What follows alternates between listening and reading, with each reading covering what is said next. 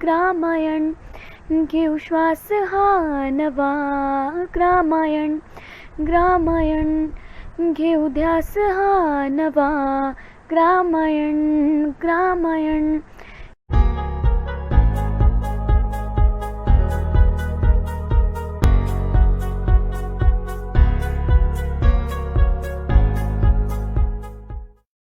नमस्कार.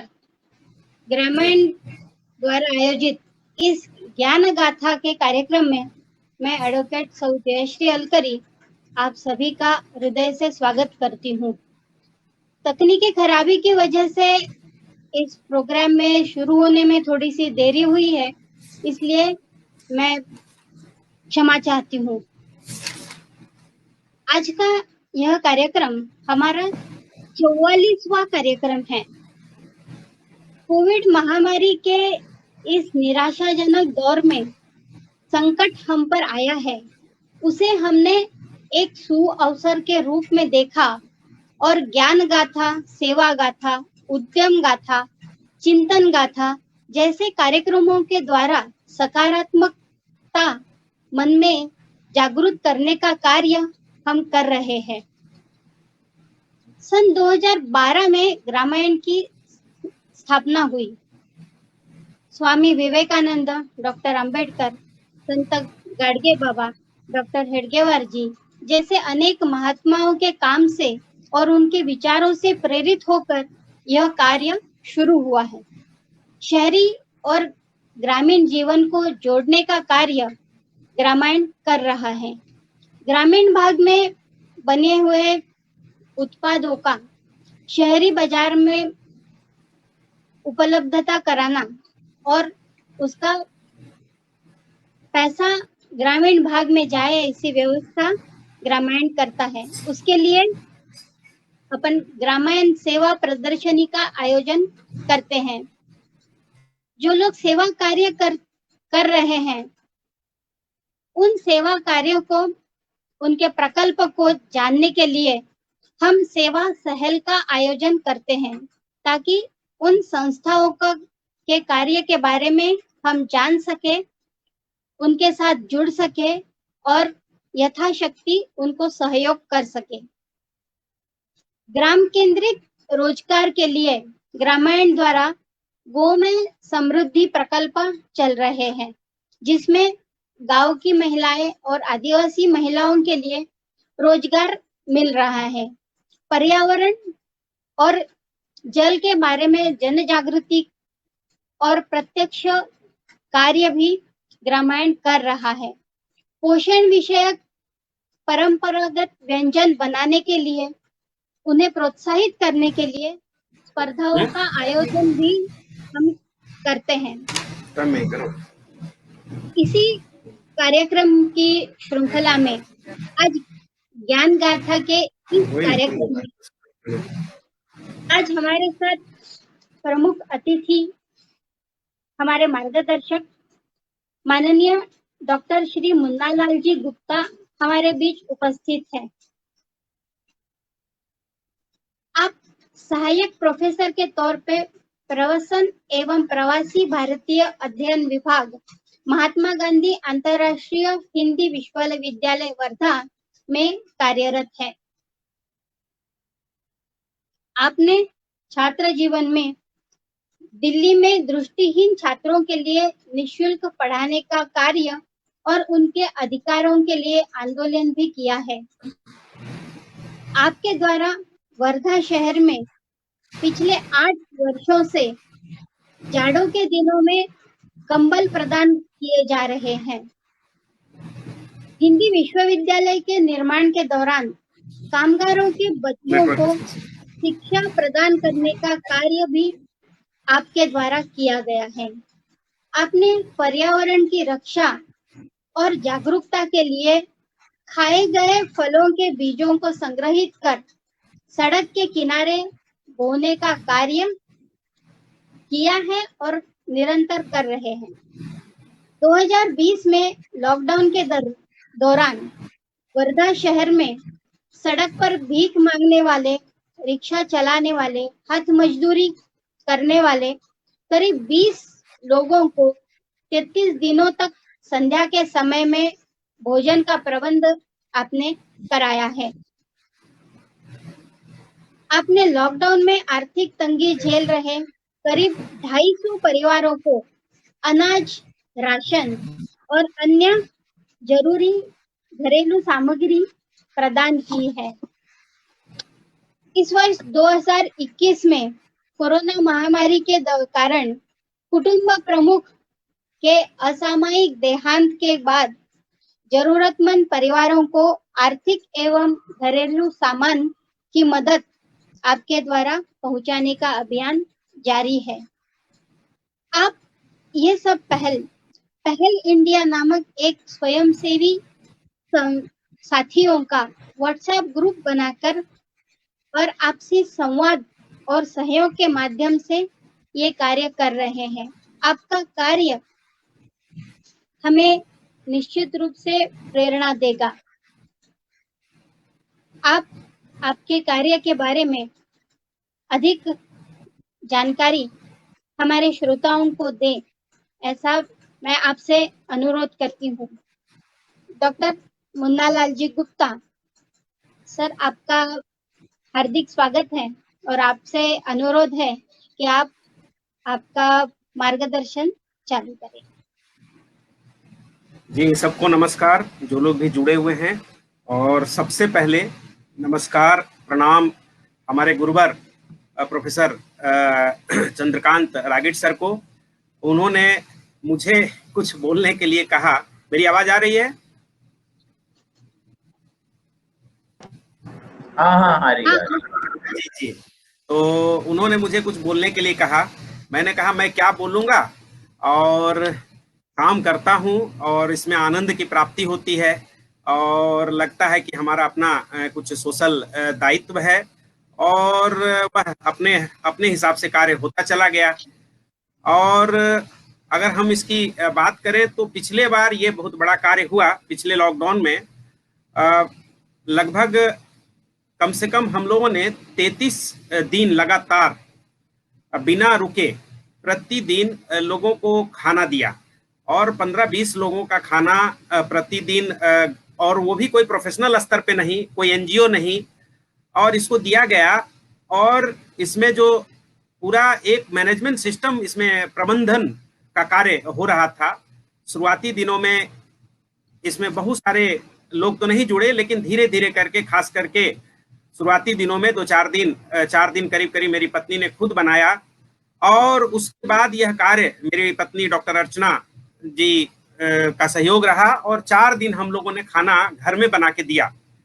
धीरे धीरे लोगों को पता चला कि मैं प्रतिदिन कहाँ जाता हूँ, कहाँ आता हूँ, स्कूटी में जाता हूँ, डब्बा भर के जाता हूँ, और धीरे धीरे लोगों को पता चला तो हमारे मित्र धीरे धीरे जुड़ते चले गए। और एक प्रकार से समझिए कि 33 दिन के खाना बनाने के कार्यक्रम में मात्र 4 दिन हमारे घर में खाना बना। और वह आया कहाँ से, उसकी प्रेरणा कहाँ से आई? वो प्रेरणा ये थी कि लगातार अखबारों में सुन रहा था कि लॉकडाउन के कारण से या दूर कहीं कहीं से लोग पैदल जाते जाते रास्ते में काल कल्पित हो रहे थे, मर रहे थे। मेरे मन में यह बात आया कि हमारे वर्धा जिला में, जिसे गांधी शहर भी कहते हैं, यहाँ का कोई न्यूज ना आए।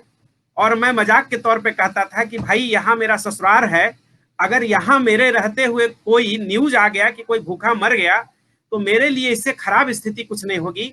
और वह तो लोगों को मजाक के लिए था, जोड़ने के लिए था, और हम मजाक के तौर पे कहा करते थे कि भाई यह मेरा वर्धा शहर है और ससुराल है, इसलिए मैं करता हूँ, लोगों के लिए कुछ कुछ करता हूँ ताकि कोई भूखा ना सोए और किसी की भूख से मृत्यु ना हो जाए।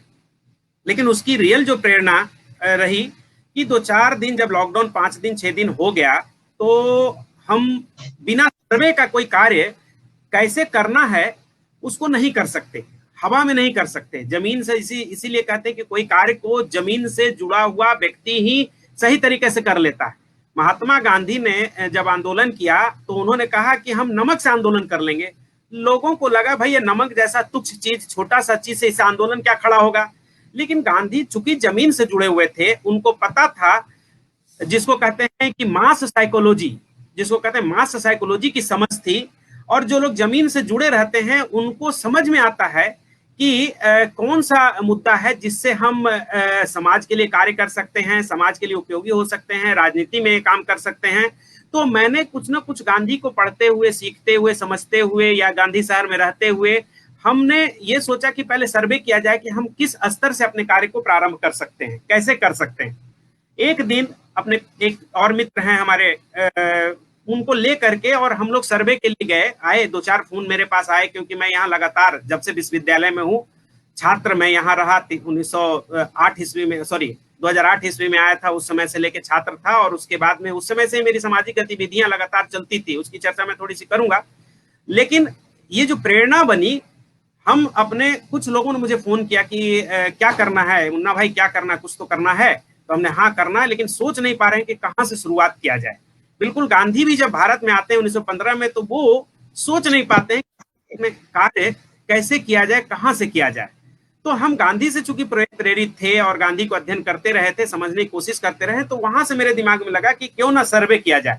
गांधी पूरे भारत का सर्वे करते हैं, पूरे भारत में घूमते हैं, हम पूरे वर्धा शहर का सर्वे किए। घूमे मास्क लगा करके बाइक से, अपने एक मित्र के साथ लेके 2 दिन घूमे, 3 दिन घूमे। और फाइनली हम एक रिक्शे वाले से मिले, रिक्शे जो चलाने वाले होते हैं, एक बुजुर्ग व्यक्ति से। हमने कहा बाबा क्या हाल चाल है? तो उन्होंने कहा कि हाल चाल क्या रहेगा बाबूजी लॉकडाउन में। हमने कहा इनकम उनकम हुआ क्या?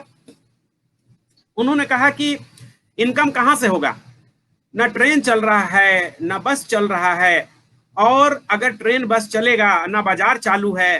तो अगर ट्रेन और बस और बाजार चालू अगर होता तो लोग बाजार जाते, वहां से घर आते, तो मुझे पैसा मिलता। तो हमने कहा चलिए ठीक है, ऐसा करते हैं कि हम आपको कुछ पैसा देते हैं। तो मैंने उन्हें 200 रुपया, कहीं 100 रुपया, ऐसे करके 4-3 रिक्शे वाले जो रास्ता में मिले। पर्दा शहर छोटा है, 5-6 किलो 6-7 किलोमीटर के अंदर समा जाता है, सब चारों तरफ से घूम करके। तो मैंने पूरा वर्धा शहर को एक छान मारा और उसमें 4 रिक्शे वाले को 100, 200 रुपया करके दिया। लेकिन फिर बाद में एक रिक्शे वाले ने कहा कि ये पैसा का मैं क्या करूंगा, मेरा तो परिवार भी नहीं है। तो हमने कहा क्या करना है, क्या क्या होगा? तो उन्होंने कहा कि भाई आपने पैसा दिया है, हम इसको खाएंगे कहाँ, दुकानें बंद हैं। तो मेरे दिमाग में आया कि निश्चित रूप में हमें पैसे की जरूरत नहीं करते ना, पैसा रहते हुए भी लोग भूखा मर सकता है। तो पैसे की जरूरत नहीं है, कुछ खाना देने की जरूरत है। अब यह एक बड़ी समस्या थी कि ऐसे हम कितने लोगों को खाना देंगे।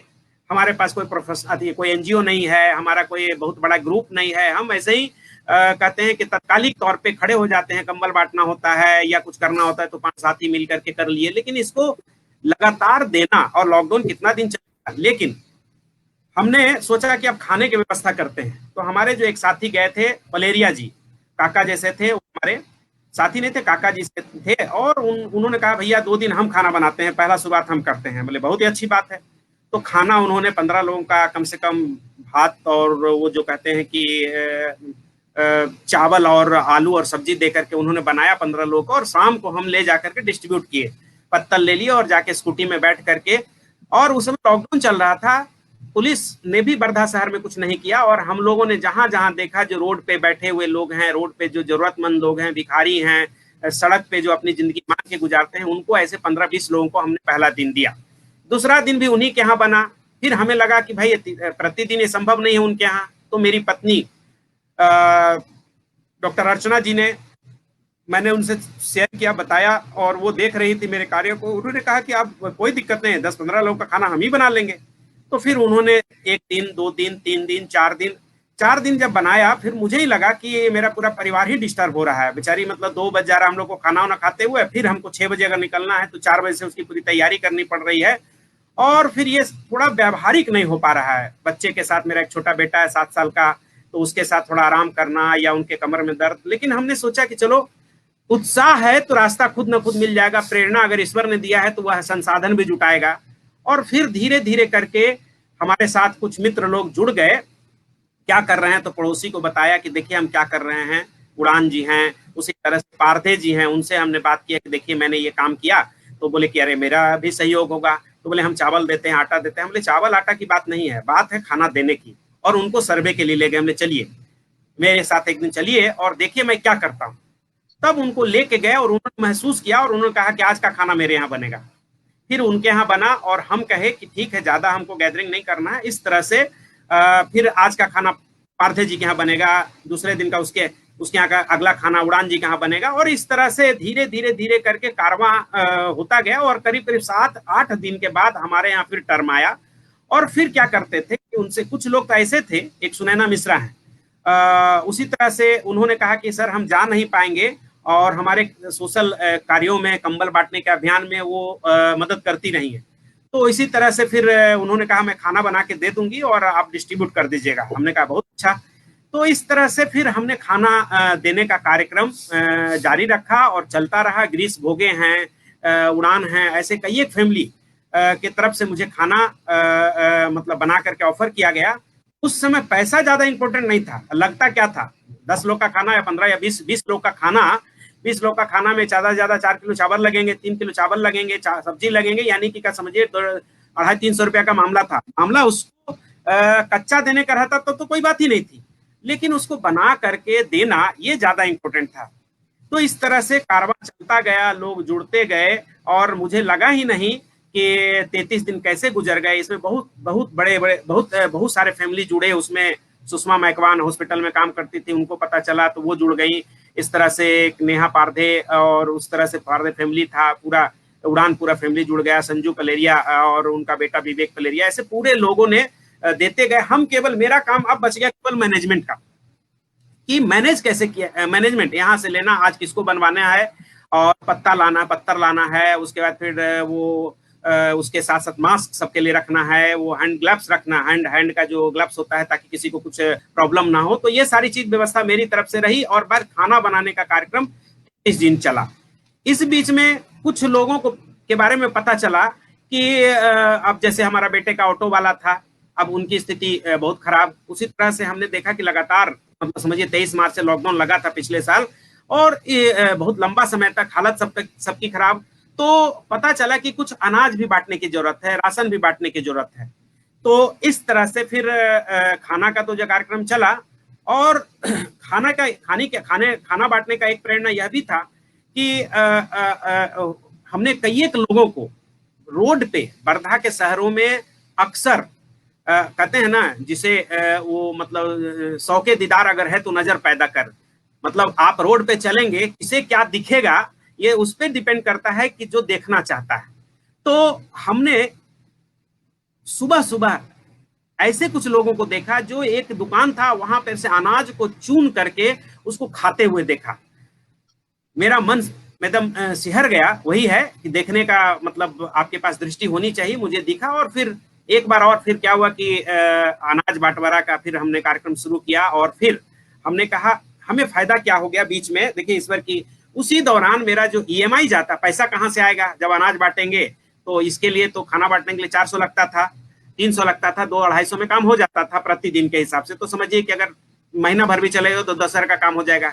लेकिन जब अनाज बांटेंगे तो इसके लिए तो भाई जो लोग हमारे साथ जुड़े हैं, वो मेरे जैसा, ईश्वर की कृपा से मैं एक अच्छे जगह नौकरी करता हूँ और ठीक ठाक पेमेंट है मेरे पास, लेकिन हमारे साथ जो जुड़े हुए थे वो एक LIC के एजेंट थे, एक रिटायर्ड रेलवे में थे, उनको 18,000 पेंशन आता था।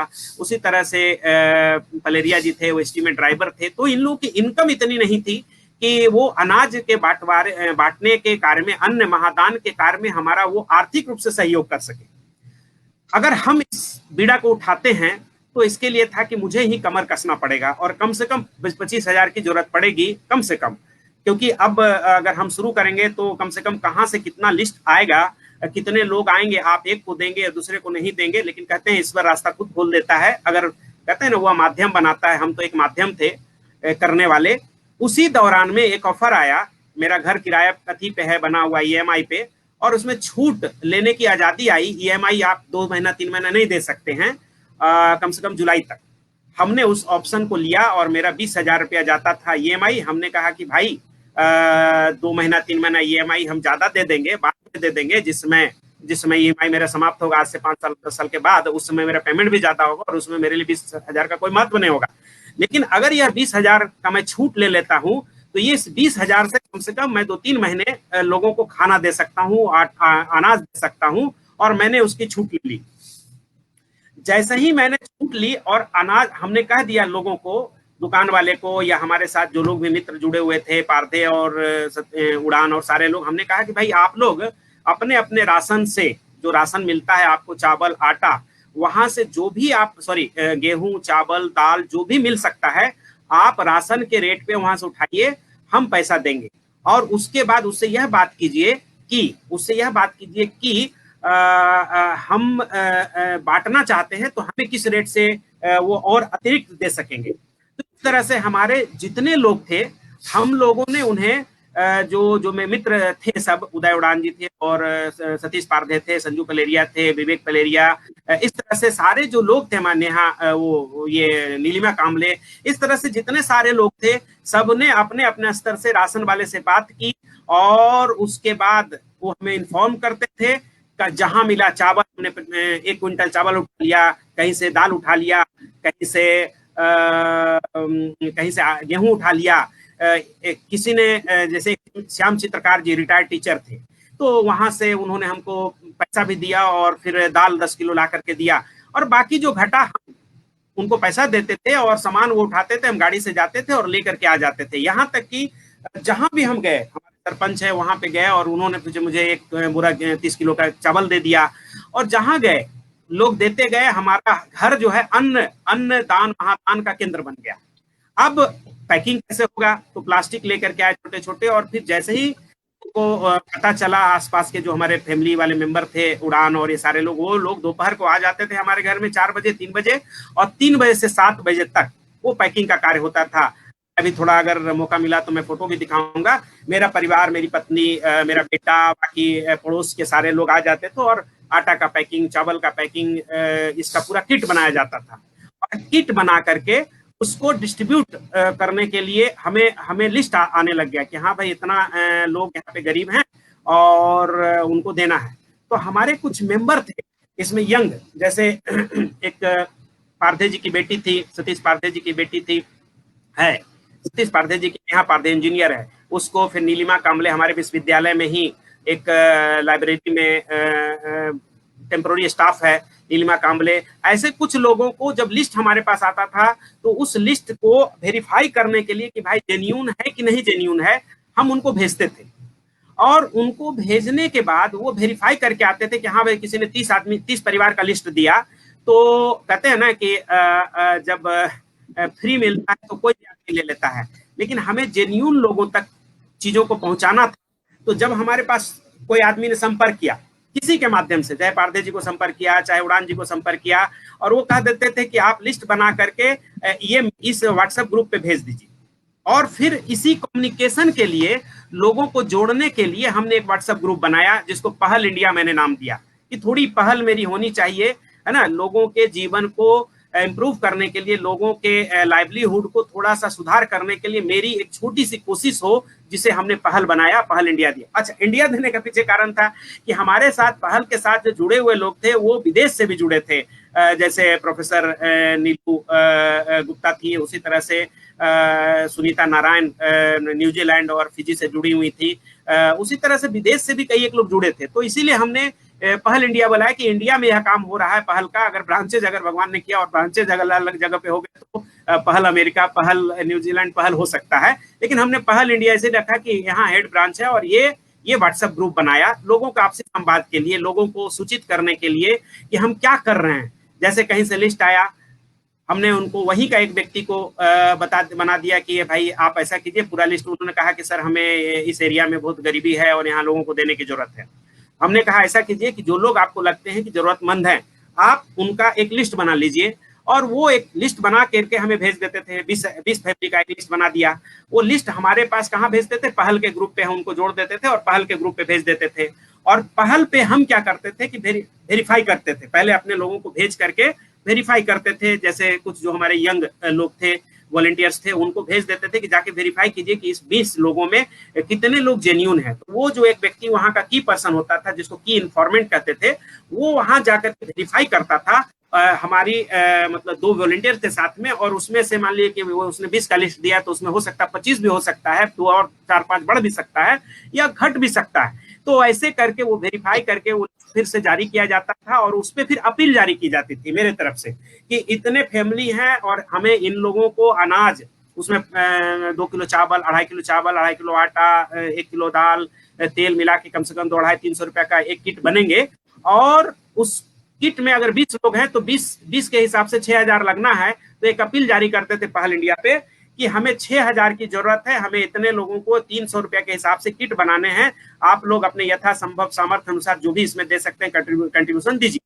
और उस अपील का प्रभाव ये पड़ता था कि कई एक लोग सामने आते थे, चाहे वो 500 से हो चाहे 5,000 से हो। इसी अपील का परिणाम था कि प्रोफेसर नीलू गुप्ता, हम तो अपना खजाना खोल के रखे ही थे कि अगर कहीं से नहीं आएगा तो हमारे पास है ही हर महीने का 20,000 रुपया, उसको मैं खर्च करूंगा ही। लेकिन लोगों को इसमें जोड़ने के पीछे एक उद्देश्य यह था कि केवल पैसे के आधार पर चीजें ना जुड़े, यह संवेदनात्मक आधार पर समाज का इसमें जुड़ाव हो, क्योंकि यह समाज की भी रिस्पॉन्सिबिलिटी है, समाज को भी संवेदनशील करना है। अगर समाज खुद संवेदनशील हो जाता है और इस रिस्पॉन्सिबिलिटी को समझता है तो गरीबी रहेगी ही नहीं रहेगी। हर अमीर के झोपड़े के सामने, हर अमीर के घर के बिल्डिंग के बगल में एक अगर झोपड़ा है तो वहां का लोग कभी भी गरीबी में मरेगा ही नहीं मरेगा। गांधी जी इसी को ट्रस्टीशिप कहते थे कि जो अमीर है वह इस बात को महसूस कर ले कि हाँ भाई, हमारे पास जो धन है वह गरीबों का के माध्यम से कमाया गया धन है और हम इस धन के ट्रस्टी हैं, मालिक नहीं है। तो यही दिमाग में था कि भाई 20,000 तो हम खर्च कर सकते हैं, हर महीने 20,000 खर्च कर सकते हैं, लेकिन अगर समाज के साथ अपील करते हैं तो यह उनका जुड़ाव होगा और उनको लगेगा यह कार्यक्रम मेरा है। और सिर्फ हमें मदद नहीं करेंगे, वह अपने आसपास पड़ोस को भी देखेंगे। गांधी जी का स्वदेशी यही था। गांधी जी जब यहाँ सेवाग्राम आश्रम बनवाए तो उन्होंने जमुनालाल बजाज को बोला कि भाई एक आश्रम बनाना है और उन्होंने निर्देश जारी किया था, उनका पत्र भी है। उन्होंने कहा था कि जो गांव के आसपास चीजें मिल सकती है उन्हीं सामानों का प्रयोग करते हुए आपको आश्रम खड़ा करना है। इसके लिए आपको मतलब 200 किलोमीटर दूर से बांस और 1400 किलोमीटर से बल्ली नहीं लानी है। उस समय आप बजाज जी को जानते हैं, वो कुछ भी कर सकते थे। तो वहां उन्होंने कहा स्वदेशी का मतलब है कि अपने बगल में देखिए कि उनके यहाँ चूल्हा जला है कि नहीं। स्वदेशी का मतलब होता है कि हम अगर बगल से खरीदते हैं तो उनको कोई इनकम होता है कि नहीं, उनका संबल होता है, आत्मनिर्भरता आती है कि नहीं।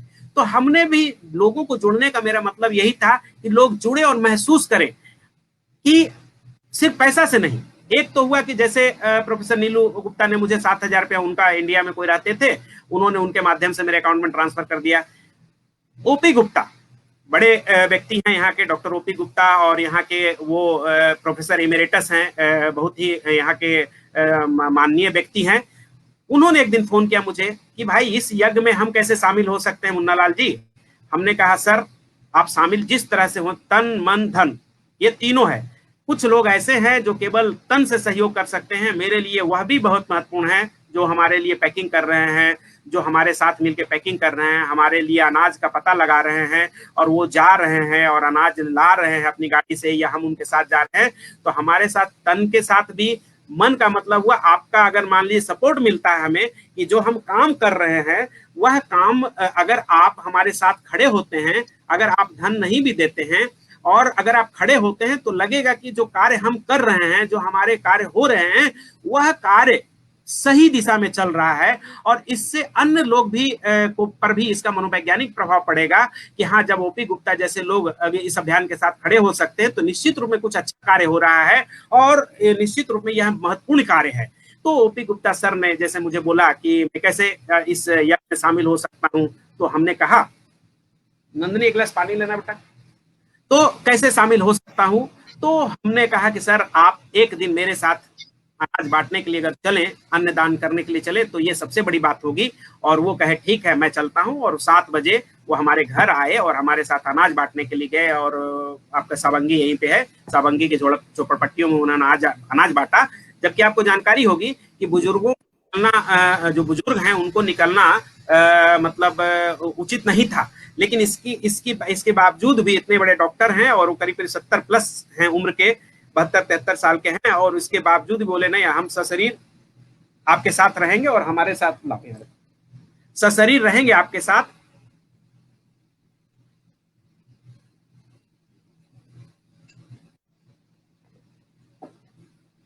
सशरीर रहेंगे आपके साथ। और अनाज बांटने के लिए गए और जाने के बाद उन्हीं के हाथों से हमने बंटवाया और उनके आंखों को देखा तो उन्होंने कहा कि बहुत बड़ा पुण्य का काम आपने मुझसे करवा दिया। हमने कहा सर हमारे लिए तो ये है कि आप आए, आप हमारे साथ खड़े हुए इस अभियान के साथ, है ना, हम मतलब हमारा छाती चौड़ा हो गया, हमारा मनोबल बढ़ गया, हमारे पूरे टीम का मनोबल बढ़ गया, हमारे साथ जो काम करते हैं उन लोगों का मनोबल बढ़ गया कि सचमुच में मुन्ना भाई पीएचडी कुछ अच्छा काम कर रहे हैं, है ना। इसीलिए इतने बड़े डॉक्टर इनके साथ हैं, इससे क्या होगा, उनका पूरा सपोर्ट मुझे मिलेगा, तन से, मन से, धन से, हर प्रकार से सपोर्ट मिलेगा। और उसके बाद वो हमारे घर आए और उन्होंने एक चेक फाड़ के दिया और बोला क्या कंट्रीब्यूशन करें। हमने कहा सर भगवान के दया से मैं नौकरी करता हूं, पैसे की दिक्कत नहीं है। उन्होंने कहा नहीं, हमको अपना प्रसादी तो चढ़ाना ही पड़ेगा अपने पैसे का, ये यज्ञ में अपनी आहुति तो देनी ही पड़ेगी। और उन्होंने एक चेक दिया, बोला इसमें अमाउंट भर लीजिए, मतलब बोला आप जो चाहें भर लीजिए, 5 से लेके 50,000 के बीच में जो आपको भरना है भर लीजिए। हमने कहा नहीं सर, आप मिनिमम 5,000 भर दीजिए। और अपने हाथों से उन्होंने 5,000 का चेक मुझे दिया। कहने का मतलब ये था कि ऐसे हमारे विश्वविद्यालय के कुछ शिक्षक साथी थे, अस्थाना सर हैं, रुपेश सिंह हैं, अमित राय हैं, अंजनी जी हैं, ऐसे कुछ साथी वहां थे, उन्होंने भी सपोर्ट किया 1,000 1,500 दे करके हमारे इस कार्य को। लेकिन हमें बाहर से ज्यादा सपोर्ट मिला इस कार्य के लिए। अन्नदान में एक और बात जो मैं शेयर करना चाहता हूं कि अन्नदान में मैंने अपने घर की महिलाओं को भी लेके गए, यानी कि जो बैकग्राउंड में रहती हैं उन्हें भी मैं लेके गया। वीडियो एक है हमारे पास, मैं चाहूं तो दिखा सकता हूं कि उनके हम लोग गाड़ी चलाए और अनाज पैक किए और उनको लेके गए। हमारी महिलाएं, मतलब हमारी पत्नी गई, पारधे मैडम गई, विनीता पारधे गई, और भी जो महिलाएं हमारे साथ जुड़ी हुई थी, बैकग्राउंड में थी, वो समाज की रियलिटी को समझे और समाज को वहां जाकर देखे कि हम किन्हें देते हैं, ताकि कहते हैं ना कि वो जो कार्य करेंगी उसका प्रभाव बच्चों पे भी पड़ता है। कहते हैं कि माँ अगर महिला अगर बहुत आगे है तो फिर उसके बच्चे भी उस तरह से। तो महिलाओं के द्वारा भी हमने यह कार्य किया, तन मन धन हर प्रकार का सपोर्ट। और कभी भी लोगों के मन में जो हमारे साथ थे उनको नहीं लगा कि हाँ हमारे पास धन नहीं है तो कोई बात नहीं। तो इस तरह से अनाज बांटने का कार्यक्रम चला। और उसके बाद में हमने सोशल डिस्टेंसिंग का, कहीं कहीं तो पूरा गांव ही जैसे बांटने चले गए और पूरा गांव ही आ गया लेने के लिए, मतलब 60-60 फैमिली को एक बार हमने ऐसे पूरे फैमिली को दिया। तो उसमें हमने सोशल डिस्टेंसिंग का भी फॉलोअप किया, यानी कि हम जाते थे वहां के लोगों के साथ मिल करके, जो वहां का की इन्फॉर्मेंट होता था उस व्यक्ति के साथ मिल करके पहले गोला बनाते थे और हम लाइन लगवा देते थे सबको और कहते थे आप लोग लाइन में रहिए, और लाइन में रहने के बाद में हम आपके गोला में रख देंगे सामान और उसके बाद आप उठा लीजिएगा। पिछले साल हमने ये किया। उसी तरह से फिर कुष्ठ रोगी हैं यहाँ पे, जिला कुष्ठ रोगी रुग्णालय है, वहाँ की एक सुषमा मैकवान है, उन्होंने कहीं से मुझे फोन किया कि सर हम यहाँ के कुछ रोगियों को मदद करना चाहते हैं, वर्धा जिला में जो हॉस्पिटल है वहाँ के कुछ ऐसे फैमिली हैं जिनको मदद देने की जरूरत है। हमने कहा ऐसा कीजिए, उनका लिस्ट बनाइए जो जरूरतमंद है और उनको हम लोग कुछ करेंगे, तो आपका जो कंट्रीब्यूशन होगा वो, और बाकी हम लोग फिर ऐसे हम लोगों ने उनको कुछ रोगियों को उन लोग को मदद किया और लगातार फिर मदद करते रहे। उनको कहा कि जब भी जरूरत होगी तो हम हमेशा करते रहेंगे, सिर्फ कोरोना के समय में नहीं, बाद में भी। हमारे पास एक ऐसी स्थिति हो गई थी कि जिसको भी पता चलता था, एक समय ऐसी स्थिति हो गई थी हमारे यहाँ चावल का बोरा का बोरा चावल, बोरा का बोरा गेहूं, दाल, आटा, साबुन, लगता है कि मतलब दुकान था, इस प्रकार से भरा रहता था हमेशा। और आसपास में जो लोग इस तरह से अपने आर्थिक तंगी को झेल रहे थे, हमारे घर में दौड़ के आते थे और लगता है कि सरकारी तरह से सरकार किसी खजाने को दे रही है, जैसे राशन बांट रही है, वैसे लोग आते थे थैला लेकर के और लेके जाते थे। और हम अपनी पत्नी को कहते थे कि अपने हाथ से अन्न दान करना, इससे बड़ा धर्म और कर्म कुछ नहीं है। एक समय में राजा महाराजा के यहाँ ये होता था, आज के डेट में यह कार्य आप कर रहे हो, आपका बेटा कर रहा है ना। और यह घर, भले घर मतलब ये पूरा नहीं हुआ है, लेकिन यह घर अन्न दान के रूप में यहाँ से लोग जा रहे हैं, इनकी दुआएं हमेशा काम करते हैं ना। कि गांधी कहा करते थे कि आप लोगों के लिए काम कीजिए, आपकी खैर तो वो ईश्वर देख लेता है। एक बात थी मेरे अंदर, जो प्रेरणा थी वो ये थी कि गांधी जी को पढ़ते हुए मैंने महसूस किया था कि गांधी जी कहते थे कि एक गांधी जी का जंतर हुआ करता था कि आप कोई भी कार्य करें, उस कार्य से ये देखिए कि वो सही है कि गलत है। अंतिम व्यक्ति आपके उस कार्य से या उस आपके कदम से अंतिम व्यक्ति को क्या कोई फायदा हो सकता है क्या। तो मेरे दिमाग में था कि अंतिम व्यक्ति जो है वहां तक मेरी पहुंच बने, चाहे वो अनाज के माध्यम से हो, चाहे वो भोजन के माध्यम से हो। ये इस प्रकार का एक कार्यक्रम रहा, लोगों का प्रोत्साहन मिला और बहुत बड़ा कार्य हुआ। आज के डेट में वो पहल इंडिया जो ग्रुप है, आपको जानकारी के लिए बता दूं, ऐसे व्हाट्सएप ग्रुप तो बहुत होते हैं, लेकिन जो पहल इंडिया का जो व्हाट्सएप ग्रुप है वह आज के डेट में उसमें जो मेंबर हैं वह 257 यानी 257, और वो मैक्सिमम है, अब उससे ज्यादा बन नहीं सकते। यानी कि अब नए मेंबर उसमें जब ही बनेंगे जब वहां से कोई लेफ्ट होंगे, और कोई भी व्यक्ति उसमें जो जुड़ते हैं कोई भी गुड मॉर्निंग गुड इवनिंग का कोई मैसेज नहीं देते हैं, केवल समाज सेवा से जुड़ा मैसेज। केवल यह एक बहुत बड़ी डिसिप्लिन है। सामान्यतः कोई भी आप ग्रुप बना के देखे होंगे, आपका अनुभव होगा कि आप में गुड मॉर्निंग गुड इवनिंग और मजाक के मैसेज लगातार आते रहेंगे और आप परेशान रहते हैं, और इसके कारण से जो गंभीर मैसेज हैं वह आपके छूट जाते हैं। लेकिन पहल इंडिया में आज जितने मेंबर हैं, एक बार मैंने शुरुआती दौर में जब बनाया पहल इंडिया का जो ग्रुप बनाया, उस ग्रुप में जो लोग जुड़े थे, कुछ लोग छूटे जुड़े, हमने सबको जोड़ दिया था जिनको हमारे कार्य से, इस मिशन से, अन्न महादान के मिशन से लगाव था, भोजन मिशन के से लगाव था। वो लोग जुड़े रहे, मदद करते रहे तन मन से। एक गंगाधर झा जी हैं, वो प्रोफेसर हैं, वो झारखंड में, वो लगातार लिखते रहे हमारे कार्यों के बारे में कि ये बहुत बड़ा कार्य है, बहुत महत्वपूर्ण कार्य है, और वो प्रोत्साहित करते रहे लिख करके। जब लॉकडाउन समाप्त हो गया, अनाज बांटने का कार्यक्रम लगभग हम लोगों ने कम से कम 250 से 300 लोगों परिवारों को अनाज का मदद किया और 33 दिन खाना दिया। जब लॉकडाउन समाप्त हुआ, तो लॉकडाउन जब समाप्त हो गया और जब बस से लोग जाने लगे, तो हमारा वर्धा विश्वविद्यालय जो है, विश्वविद्यालय के बगल से हाईवे में है, और इसी हाईवे से पूना, बहुत जगह से लोग, यहाँ नासिक, पूना से लोग बिहार, यूपी के लिए जा रहे थे। हमारे दिमाग में आया कि हम इसमें क्या कर सकते हैं, हमारी पहल क्या हो सकती है इनके लिए। तो अब हम लोगों ने फिर शुरू किया इनके लिए फल वितरण का कार्यक्रम। कार में फल को ले जाते थे और एक बैनर बनाते थे, फूड एंड फ्रूट्स ऐसे करके, और रोड पे खड़े हो जाते थे, और जो भी बस वहां से क्रॉस करता था और जितने लोग रहते थे उसके हिसाब से कम 1-1 केला, 2-2 केला के हिसाब से 4 दर्जन केला, 3 दर्जन केला एक बस में, मोटा मोटी मान लीजिए 60 आदमी है तो 5 दर्जन केला दे दिया भाई, 1-1 पीस तो कम से कम हो जाए सबको। तो इस तरह से हम लोगों ने कम से कम वो देना शुरू किया, कहीं 10 दर्जन, कभी 5 दर्जन, और इस तरह से हमने लास्ट में फल वितरण का कार्यक्रम किया, और इसमें बहुत सारे लोगों ने सहयोग किया। एक सलीम भाई हैं, उनके पास जब मैं फल लाने के लिए गया, कहते हैं ना कि आप एक माध्यम बनते हैं, लोग सपोर्ट करते हैं। गांधी जी ने जितना बड़ा कार्य किया, कहते हैं उनके पास अपने पैसे नहीं थे, प्रारंभिक दौर का पैसा उनका था। कहते हैं अपना जब वो टॉल्स्टॉय फार्म बनाए थे तो उसका उन्होंने 1000 एकड़ जो जमीन था उसको उन्होंने अपने पैसे से खरीदा था, बाकी लोगों ने कॉपरेट किया और वो कारवां चलता गया, यज्ञ होता गया। तो फल वितरण के कार्यक्रम में एक सलीम भाई हैं, उनके पास हम गए कि भाई फल जो मेन मार्केट है वहां से लाएंगे तो कुछ सस्ता मिल जाएगा, हमको एक दिन का काम नहीं है। उनके पास गए तो उन्होंने 1 कैरेट केला दे दिया, और 1 कैरेट केला दे दिया, और उन्होंने कहा कि ये मेरे तरफ से डिस्ट्रीब्यूशन, आप खाली डिस्ट्रीब्यूशन कर दीजिए। मतलब ऐसे लोग मिलते चले गए। अनाज वाले लोगों ने इस तरह से मदद किया कि भाई हम इसमें लाभ नहीं लेंगे, आप डिस्ट्रीब्यूट कर रहे हैं। तो इस तरह से मुझे मदद मिला और लोगों का कारोबार चलता गया और बहुत बड़े कार्य हुए। एक ये पहलू है। दूसरा, कंबल बांटने का अभियान।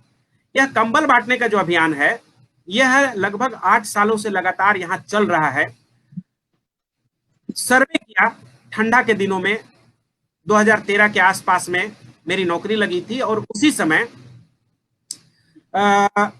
मेरी पत्नी, मेरा बच्चा भी हुआ था, और पत्नी मैं चली गई थी। मेरा ससुराल यहाँ है पुलगांव में, तो चली गई थी, मैं अकेला था। तो मैं सुबह 5 बजे 6 बजे सर्वे करता था, घूमता था, बाइक से देखता था कि भाई ठंडे के दिन में कि कहाँ क्या हम कर सकते हैं। तो वहां देखा बहुत सारे लोग हैं सोए हुए हैं, कोई जमीन के ऊपर में सोए हैं, कोई खुले छत के खुले जमीन में सोए हुए हैं। मेरे दिमाग में आया कि भाई हम लोग इतना ठंडा में कंबल ओढ़ते हैं, मोटे गद्दे पे सोते हैं, और ये लोग कैसे जिंदगी काटते हैं। देखे कि नीचे में जमीन में कुछ भी नहीं है, ऊपर से एक कंबल ओढ़े हुए हैं।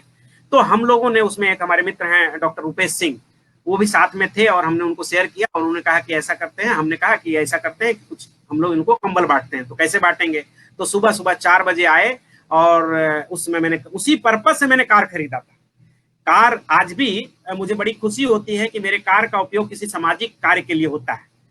तो उसी समय मैंने सेकेंड हैंड कार लिया, और फिर हम 4 बजे सुबह निकलना शुरू किए रुपेश सिंह के साथ में लेकर के 10 कंबल लिए और वर्धा के उस समय बस स्टैंड में, रेलवे स्टेशन पर, उसके बाद फिर आपका साई मंदिर, इस तरह से अलग अलग स्पॉट पे हम देखना शुरू किए। और जहां जो मिले और लगा कि हाँ इनके पास पर्याप्त मात्रा में ओढ़ने का और बिछाने का नहीं है, तो हमने कहा कि भाई एक कंबल उन्हें दे दिया जाए। जाड़े में हर गरीब के पास हो एक कंबल, ऐसा अभियान चलाया। और उसमें फिर बाहर के लोगों का पूरा सपोर्ट मिला। हमारे साथ बाहर के उद्धव भुसारी थे, एक कृष्णा करके थे, पलेरिया जी थे, संजू पलेरिया। उस तरह से हम अपने 1-2 छात्रों को ले लेते थे, क्योंकि गाड़ी थी, कार थी हमारे पास, तो एक छात्र को ट्रेनिंग के लिए लेते थे कि हाँ देखो कैसे कार्य करते हैं, तो उनको ले लेते थे एक छात्र को। और इस तरह से हम शहरों में कहते हैं ना कि एक मसीहा निकलता है, ऐसे करके मतलब निकलता है। और इस तरह से बड़ा ही अच्छा लगता था, आनंद की प्राप्ति होती थी और लोगों को एक एक कंबल उड़ा करके चले आते थे। और यह अभियान लगातार टुके 8 सालों से चल रहा। इस बार 8वां वर्ष था जब हम लोगों ने, उसके साथ ये काफिला बढ़ता चला गया। लोग अपना 5 कंबल, किसी ने 5 कंबल, हम शुरुआत करते हैं 10 कंबल से, और उसके बाद में कोई 5 कंबल, 10 कंबल, कोई 8 कंबल, कोई 7 कंबल, ऐसे करके 35 कंबल, 40 कंबल हमारा डिस्ट्रीब्यूट होता है पूरे वर्धा शहर में। एक बार एक हमारे मित्र ने कहा कि मुन्ना लाल जी इसको सिस्टमेटिक कीजिए, ये लोग लेते हैं और बेच देते हैं, है ना। दूसरा साल ही, पहले साल में उन्होंने बताया, दूसरे साल बताया कि मुन्ना लाल जी इसको सिस्टमेटिक कीजिए, आपका दिया हुआ इनके कोई काम नहीं आता है, ये लोग बेच के खा जाते हैं। हमने कहा जिस दिन सिस्टम में आएंगे सिस्टमेटिक करेंगे, देखेंगे। लेकिन मेरे कंबल का दाम 150 रुपया है, अगर बेच के खा भी जाता है तो समझिए कि वह 150 रुपया, है ना, उसके किसी काम आता होगा, चाहे वो दारू ही पी जाता होगा। लेकिन अगर हम यह सोच ले कि अगर हम कंबल देते हैं और वह बेच के खा जाता है, मान लीजिए कि बेच के खा जाता है, तो अगर हम उसके कारण से देंगे ही नहीं, तब तो ऐसा होगा कि जो सचमुच में जेन्युइन आदमी है वो छूट जाएगा। मेरे दिमाग में सिर्फ यह बात है कि अगर हम 10 कंबल डिस्ट्रीब्यूट करते हैं, अगर उसमें एक कंबल भी जरूरतमंद के रुआ को ढक देता है, उसके शरीर को ढक देता है, उसको ठंडा से बचा लेता है, तो मेरा 9 कंबल उस पर न्यौछावर है। एक छूटना नहीं चाहिए, 10 छूट जाए तो छूट जाए, 9 बर्बाद हो जाए तो हो जाए। इतनी हमारी गहरी समझ नहीं है कि कौन जेन्युइन है और कौन जेन्युइन नहीं है। हमारे यहाँ भारतीय न्याय प्रणाली जो है उसी तरह से इतना समय लेती है न्यायपालिका में, इसीलिए लेती है कि एक मतलब अपराधी छूट जाए तो छूट जाए, एक निर्दोष व्यक्ति को सजा ना मिले। तो मेरे दिमाग में यही था कि एक जो सचमुच में का जरूरतमंद है, हमारे इस निर्णय से। अच्छा, एक चीज और मैंने महसूस किया, जो लोग बोलते हैं कि हम सिस्टमेटिक करेंगे, ये करेंगे, हमारे गुरुबर रागिट सर हैं, वो बड़ी अच्छी बात कहते थे, अभी कह रहे थे कि सिस्टमेटिक करेंगे, ये करेंगे, वो करेंगे, ऐसा कुछ होता नहीं है। जो करने वाला रहता है वो अपने मिनिमम में से ही शुरू करता है और वो धीरे धीरे कारवा बनता जाता है। ये मैं इस बात को मानता हूं कि जिन लोगों ने मुझे कहा कि आप सिस्टमेटिक कीजिए, एनजीओ बनाइए, ऐसे कीजिए, वैसे कीजिए, आज तक वो वहीं पे हैं। हमारे ही माध्यम से वो 1-2 कंबल, 4 कंबल, 10 कंबल बांट देते हैं, 1-8 दिन रात को आ जाते हैं, लेकिन आज तक वो स्वीकार करते हैं कि मुन्ना लाल जी आपने जो मतलब धुन स्पॉन्टेनियस जिसको कहते हैं, स्वतः स्फूर्त काम करते हैं और वो काम हो जाता है। प्लानिंग के चक्कर में हम एनजीओ बनाएंगे, फंडिंग आएगा, तब करेंगे, है ना, न राधा का अनुमंत्रण होगा, न राधा नाचेगी। हमने पहल इंडिया का कार्यक्रम शुरू किया और उन्होंने जब वीडियो देखा, हेलो हेलो बोलिए, आप बोलिए जी। तो हमारे वीडियो जब लोगों ने देखा तो मेरे पास पड़ोसी लोग आना शुरू कर दिए हमारे यहाँ। अगर हम इंतजार करते, पहले मीटिंग करते। अच्छा, आप समय का बताइएगा।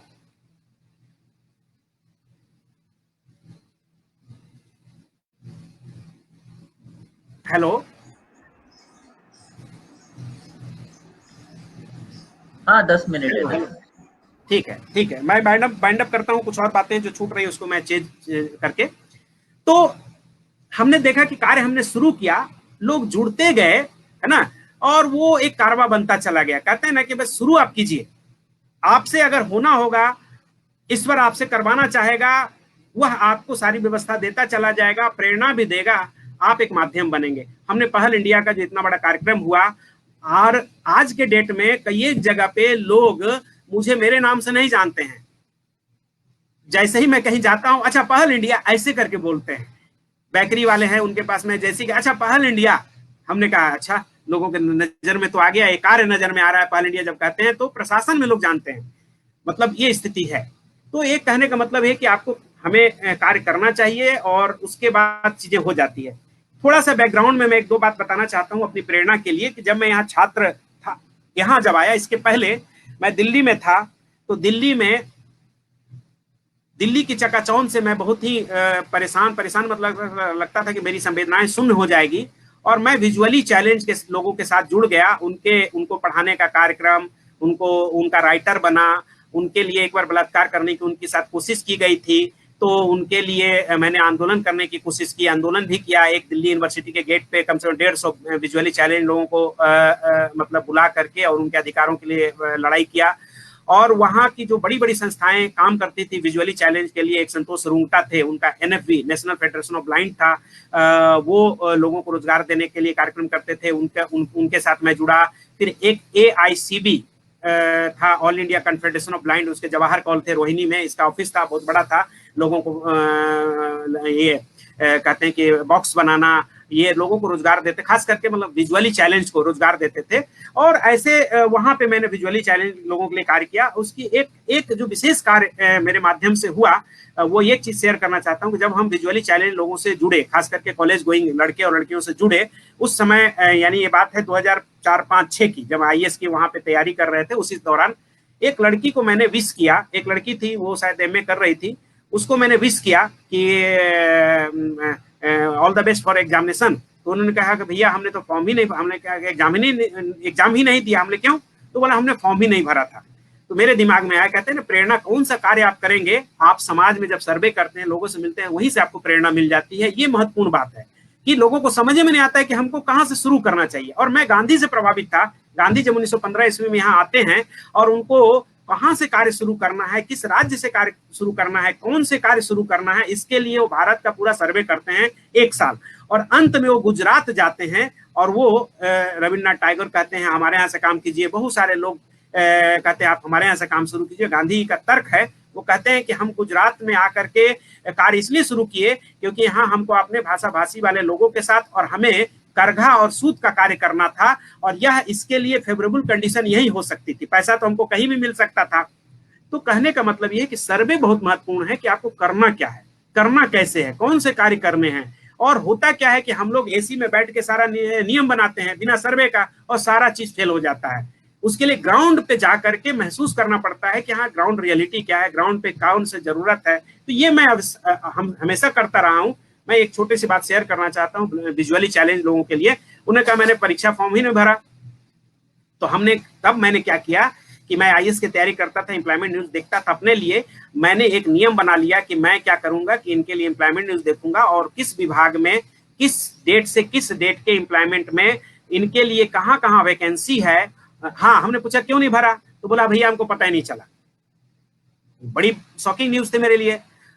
तो उस समय मैंने क्या किया, ये रूटीन बना लिया कि प्रति सप्ताह मैं एम्प्लॉयमेंट न्यूज देखूंगा और देखने के बाद उनके लिए नोट करूंगा कि किस क्षेत्र में किस डिपार्टमेंट में वैकेंसी है, कितना सीट है, और उसके बाद में कितना परसेंट विजुअली चैलेंज के लिए है, और उसके बाद में कौन से पेज पे है, डेट कौन है। इतना नोट करके मैं क्या करता था, ऐसे दिल्ली में आपका अगर अनुभव होगा तो ऐसे बहुत सारे NGO विजुअली चैलेंज को रखते हैं और काम पढ़ने लिखने वाले लोगों के लिए।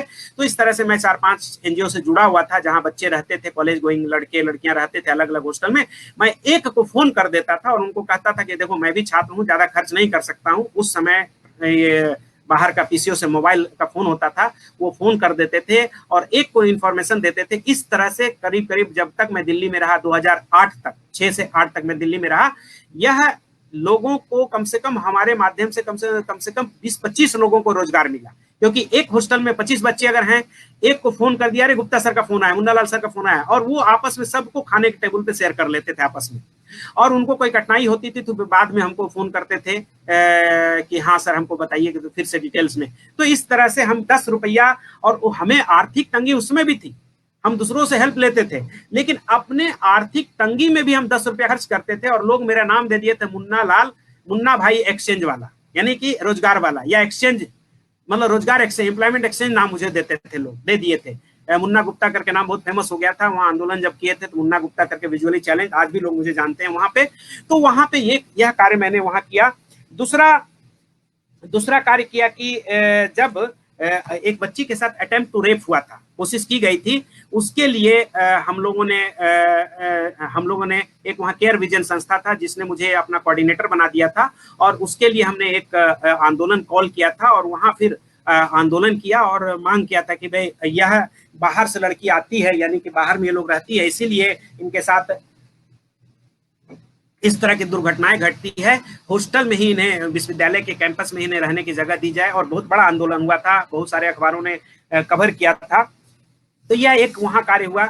जब हम यहाँ आए विश्वविद्यालय में, तो विश्वविद्यालय में भी बहुत सारे छात्र बहुत सारे यहाँ पे ग्रुप काम करते थे, और मुझे नहीं कहना चाहिए, बहुत छात्रों का भी एक ग्रुप था। उसमें हमने एक लोहिया विचार मंच बनाया, और गांधी से प्रभावित था, लोहिया विचार मंच बनाया, और उसके माध्यम से जो अनर्गल तत्व थे, जो अपने मतलब हॉस्टल में जिस तरह का दबंगई करते थे, उसको रोकने की कोशिश की। और उस समय के जो वाइस चांसलर थे वीएन राय, इस चीज को बहुत ही अप्रिशिएट किया उन्होंने, और बहुत ही क्रिएटिव वर्क, लोहिया विचार मंच आज भी विश्वविद्यालय के जो पुराने छात्र हैं सब जानते हैं, उसका मैं संस्थापक था, उसको बनाया। और पहली बार अपने विश्वविद्यालय में कोऑपरेटिव मेस की सोसाइटी शुरुआत हुई, जिसका पहला सेक्रेटरी मैं बना। यानी कि बच्चे हीटर से खाना बनाते थे, और इससे बहुत ही प्रॉब्लम होता था, तो ये हुआ कि भाई कैसे इनको चलाया जाए, और एक कोऑपरेटिव मेस बनाया गया, और उसका पहला सेक्रेटरी मैं था। मतलब छात्र जीवन से भी मैं जुड़ा था। छात्र जीवन की एक बड़ी उपलब्धि ये रही हमारे यहाँ की कि जो शुरू में जो वाइस चांसलर आया करते थे, जैसे हमारे बीएन राय थे, तो बाहर के लोगों को ही नियुक्ति देते थे। जेएनयू और डीयू दिमाग में घुसा था कि भाई एकदम सुपर मोस्ट होते हैं। हमने उनको यह मजबूर किया सोचने पे कि हमारे जो यहाँ के छात्र हैं, हमारे जो यहाँ के मित्र हैं, जिन्होंने यहाँ से डॉक्टरेट किया है, वो भी काबिल हैं। अगर हम उनको यहाँ नहीं नौकरी देंगे तो वो कहाँ जाएंगे। और इसका बहुत प्रभाव पड़ा उन पर। पहले लॉट में तो नहीं, दूसरे तीसरे लॉट में हमारे समय के बहुत सारे लोगों को है नौकरी मिली। हमारे धनजी प्रसाद हैं, अमित विश्वास हैं, उसके बाद फिर मैं हूँ खुद, हरप्रीत हैं, ऐसे बहुत सारे लोगों को यहाँ मौका मिला। ये ज्योतिष पाएंग हैं, ऐसे बहुत सारे लोगों को दिमाग में आया कि यहाँ के छात्रों को भी मौका दिया जाना चाहिए। तो छात्र आंदोलन से भी मैं जुड़ा रहा। दूसरी एक बात दिमाग में थी, विवाह के बारे में मैं बताना चाहूंगा कि विवाह भी मैंने यहाँ इसलिए किया कि मेरे दिमाग में था कि अगर मेरी यहाँ पे कोई व्यवस्था हो जाती है तो विवाह मैं यहाँ इसलिए करूंगा क्योंकि एक तरह का जो डिफरेंसेस है मराठी वर्सेस बिहारी के बीच में, उस डिफरेंसेस को मैं पाटना चाहता था, मेरे दिमाग में था। और दूसरा था कि अगर यहाँ विवाह करूंगा तो एक दो भाषाओं का मिलन होगा, दो धर्म का मिलन, मेरी पत्नी बुद्धिस्ट है तो दो धर्म का मिलन होगा, दो संप्रदाय का मिलन होगा, दो राज्य का मिलन होगा। मैं इतिहास का विद्यार्थी हूँ, तो इतिहास में मैंने देखा था कि चंद्रगुप्त सेल्यूकस जो यूनानी शासक था, सेल्यूकस से लड़ाई होती है, यूनानी शासक सिकंदर का सेनापति था और सेल्यूकस से फिर चंद्रगुप्त की लड़ाई होती है। तो वह वैवाहिक संबंधों के कारण से सेल्यूकस की पुत्री से फिर उसकी विवाह होती है और दोनों में बहुत अच्छे संबंध हो जाते हैं। तो वैवाहिक संबंध जो होते हैं दो स्टेट को, दो जाति को, दो संप्रदाय को, दो भाषा भाषी लोगों को जोड़ने का कार्य करते हैं। जो महाराष्ट्र के प्रति हम लोगों के जो घरों पे एक डर का माहौल रहता है कि यहाँ पे राज ठाकरे जैसे या कुछ ऐसे तत्व रहते हैं और मारपाट करते हैं, लेकिन हमारे यहाँ यह डर समाप्त हो गया कि भाई मराठी सब वैसे नहीं होते हैं, जैसे बिहारी सब वैसे नहीं होते, उसी तरह से तो एक दो धर्मों के बीच में, दो संप्रदाय, दो भाषा। मेरी पत्नी हिंदी बहुत अच्छा जानती है और मैं मराठी भी सीख रहा हूँ, मेरा बेटा हिंदी मराठी दोनों जानता है। तो यह एक छोटे छोटे स्तर पे मैंने काम किया। सेवाग्राम आश्रम में मैं अपने एमफिल के दौरान रॉल ऑफ गांधी आश्रम पे कार्य कर रहा था। मुझे गांधी से बहुत प्रेरणा मिली थी और मेरे दिमाग में था कि गांधी ने किस तरह से वो ट्रेनिंग दिया। जब आतंकवाद इतना चल रहा है, लोग मानव बम बन रहे हैं, और तो गांधी ने कैसे ट्रेनिंग दिया और अहिंसा का आंदोलन किस तरह से खड़ा किया, उसको समझने के लिए ही मैं यहाँ आया था और एमफिल किया। गोल्ड मेडल मिल गया, लेकिन मेरी भूख नहीं गई। तो उस सेवाग्राम आश्रम में रहने के दौरान मुझे 3000 का फेलोशिप मिलता था। मैंने आदरणीय रागेट सर को कल बताया। उसमें से वहां के एक मजदूर थे जो सेवाग्राम में काम करते थे, उनके बच्चों को मैं 100 रुपया वजीफा देता था। मतलब लगता था कि मुझे अगर 3000 मिल रहा है तो इसमें भी ऐसे लोगों का हक है। और वजीफा का मतलब था कि उस समय, यह 2008 की बात है, 100 रुपया में उनको पेन, पेंसिल, कॉपी खरीदने के खर्च थे, बाकी अगर एक्स्ट्रा कोई किताब करता था खरीदते थे तो उसमें भी 3,000 रुपये में मैं उनको कुछ देता था। कहने का मतलब ये है कि अपने खर्च में से ही, अपने में से ही कुछ देने का मादा, अंदर से इच्छा शक्ति का होना, ये ही आगे आदमी को ले जाता है। ये छोटे से एक बैकग्राउंड थी हमारी। और उसके बाद में ये प्रेरणा के स्रोत के रूप में अगर हमसे पूछा जाए तो मेरी दादी माँ, बड़ी माँ कहलाती थी, पूरे गांव में सबको मदद करती थी। मेरे पिताजी की स्थिति ऐसी थी कि अगर उनको कंबल उड़ा दीजिए और कोई अगर रास्ता में जा रहा है तो वो कंबल किसी को दे देंगे, अपने खाली बदन हो जाएंगे, ऐसी स्थिति थी। मेरे चाचा जी थोड़े से वामपंथी विचारधारा के थे, लेकिन पूरे परिवार को उन्होंने सहारा दिया। तो एक परवरिश का भी एक असर शायद था, और मेरी अपनी संस्कारों में जो चीजें थी मुझे लगता था कि करना चाहिए। ये छोटी सी बातें थी और सर ने मुझे इसके लिए बड़ा मौका दिया। और मेरा अपना यह अनुभव है, गांधी कहते हैं कि हर का अपना अपना सत्य है, अपना अनुभव है, उसको जरूर शेयर करना चाहिए ताकि लोगों को प्रेरणा मिले। मेरा उद्देश्य ये नहीं है कि हर कार्य मैं करूं, मेरा उद्देश्य ये होता है अखबारों में देने का और लोगों को प्रचार प्रसार करने का कि लोग ऐसा हो सकता है वह भी करें। अगर वो नहीं कर पाते हैं तो हम उनके साथ खड़ा होने के लिए तैयार हैं। प्रचार प्रसार, कई एक लोग कहते हैं अखबारों में नहीं देना चाहिए, फोटो नहीं लगाना चाहिए, प्रचार प्रसार नहीं करना चाहिए। मेरा मानना यह है कि लोगों को जोड़ने के लिए, कई एक लोग करना चाहते हैं, उनको पता ही नहीं चलता कि ऐसा हो भी सकता है क्या, तो उनको प्रेरित करने के लिए, अपने साथ बहुत लोगों को जोड़ने के लिए इसको अखबारों में भी देना चाहिए और फोटो भी बनाना चाहिए और प्रचार प्रसार भी करना चाहिए। अगर नेक इरादा है ना, केवल प्रचार प्रसार से कोई राजनीति नहीं करनी है, पैसा नहीं कमाना है, तब इसके अगर उद्देश्य उच्च हैं, है ना, तो तब वह तो बहुत अच्छी बात है। मैं अपनी वाणी को विराम दूंगा, बहुत लगातार मैं बोल दिया। धन्यवाद जी।